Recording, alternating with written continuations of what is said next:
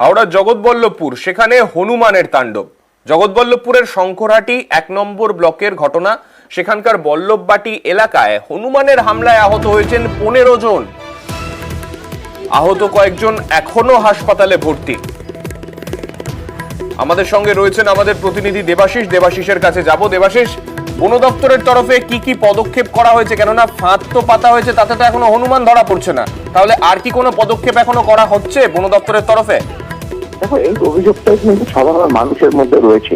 বন দপ্তরকে বিষয়টি জানানোর পর একটি খাঁচা এনে সেখানে বসিয়ে রেখে দিয়ে গেছে এবং খাঁচা পাততে সেখানে টোপের ব্যবস্থা করতে হয়, তারও কোনো ব্যবস্থা করেনি এবং বারংবার তারা দিনের বেলা বেরোলেই সেখানে কিন্তু আক্রান্ত হতে হচ্ছে মহিলা থেকে শিশুদের।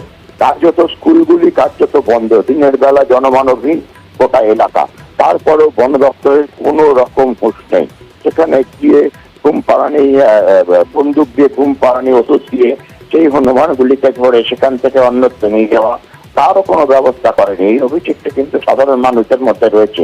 আর এই গোটা ঘটনায় আতঙ্কিত এলাকার মানুষজন, এখনো কম বেশি 15 জন আহত হয়েছেন, যাদের অনেকেই ইতিমধ্যে জগৎবল্লভপুর হাসপাতালে ভর্তি, আর তারপরও হুঁশ ফেরেনি প্রশাসনের। বেশ, ধন্যবাদ।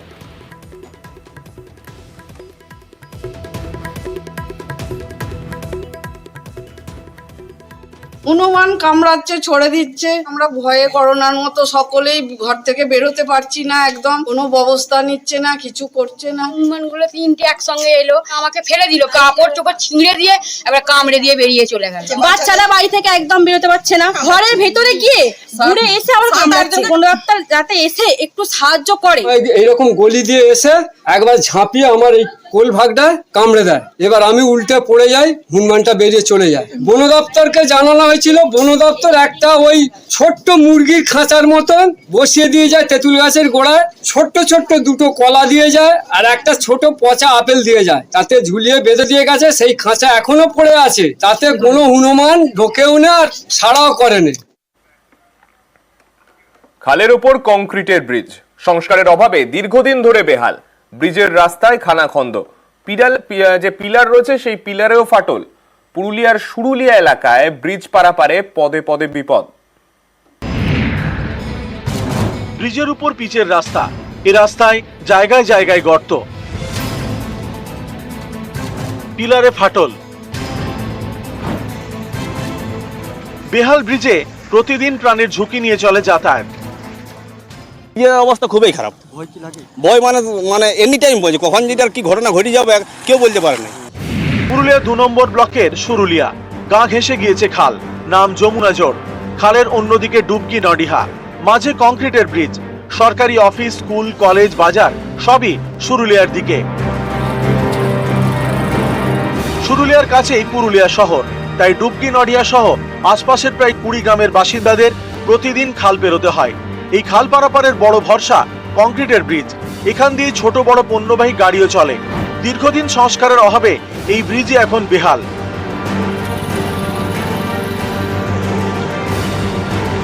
ব্রিজের রাস্তা জায়গায় জায়গায় ভাঙা, বৃষ্টি হলে সেখানে জল জমে, এতে আরো বিপদ। ব্রিজের দেওয়াল জরাজীর্ণ। স্থানীয়দের অভিযোগ, এ নিয়ে একাধিকবার পঞ্চায়েত অফিস, ব্লক অফিস, এমনকি জেলা পরিষদে জানিয়েও কোনো কাজ হয়নি। আজ কয়েক বছর ধরে ব্রিজটা এইভাবে পারাপার, মানে কষ্টের উপরে পারাপার হয়। বর্ষাকালে ভয় লাগে প্রচণ্ড।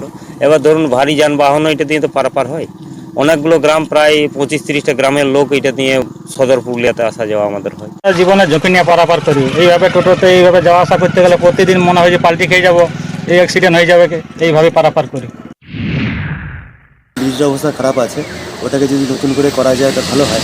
তো আমরা ব্লক থেকে ইঞ্জিনিয়ার পাঠিয়ে ওটাকে একটা ভিজিট করে এস্টিমেট করে একটা এনকোয়ারি রিপোর্ট জেলাতে পাঠিয়েছি, জেলা পরিষদে পাঠিয়েছি। তো আমরা জেলা প্রশাসনের কাছে রিকোয়েস্ট করেছি যাতে এটা টেক আপ করা হয়। টেক আপ করলে আশা করি এই ব্রিজটা হবে।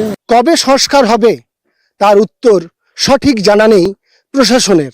তবে সাধারণ মানুষ এভাবেই পারাপার করছে দিনের পর দিন।